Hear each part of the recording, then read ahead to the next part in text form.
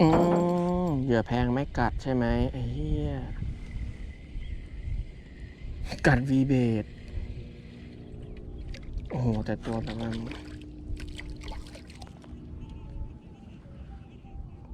เอาไหมครับอย่างนี้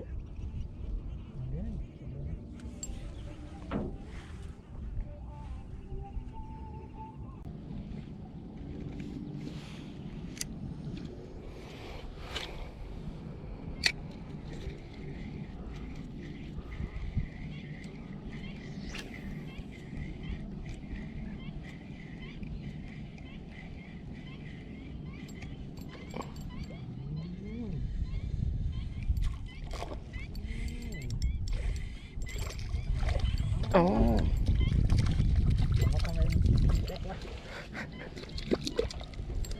จะเลิกโคโค่เนี่ยเรือผมไปแบบนี้เลยอะไรโดนอยู่คนเดียวเลยโดน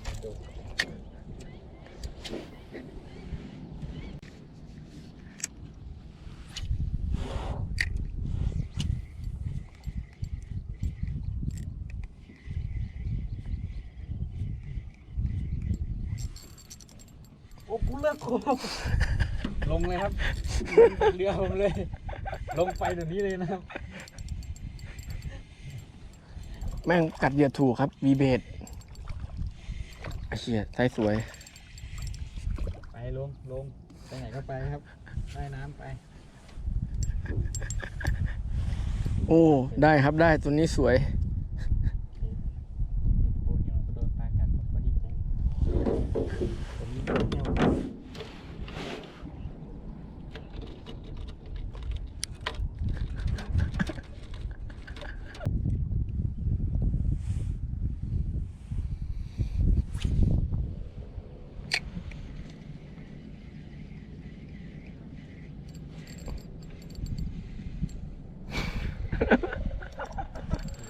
ใครจะหนีเลย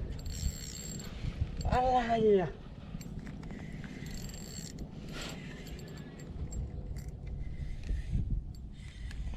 โอ้ยเกาะข้างไม่น่าครบเลยโอ้ยใส่ด้วย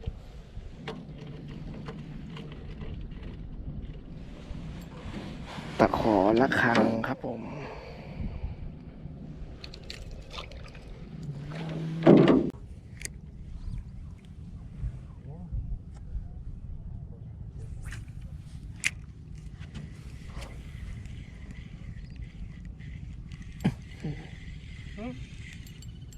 เหนียวเหนียวครับ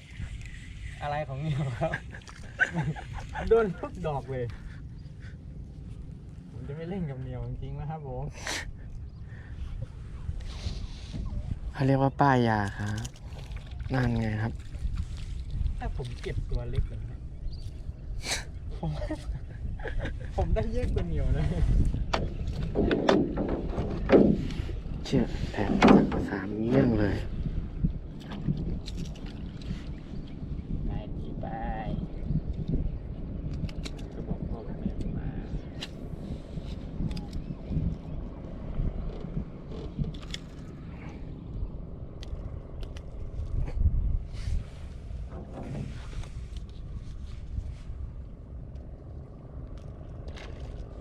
โอ้โหนี่แหละอะไรวะเนี่ย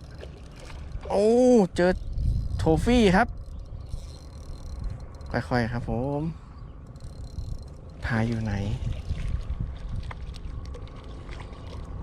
เอาครับใหญ่มาครับ สวยครับ สุดซอย โอ้โหได้เลยตัวนี้กัดยังกัดชะโดบอกแล้วมันจะไปตามพ่อแม่มา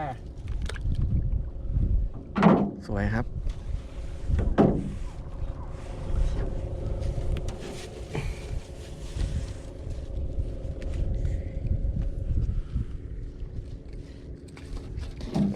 กัดวีเบดใช่ไหมครับผม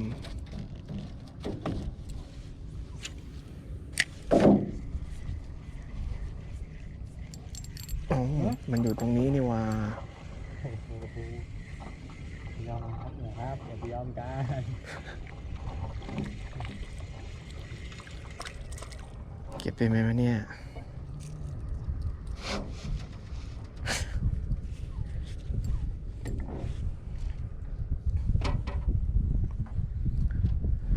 ฟ้าฝนเหมือนแกล้งกัน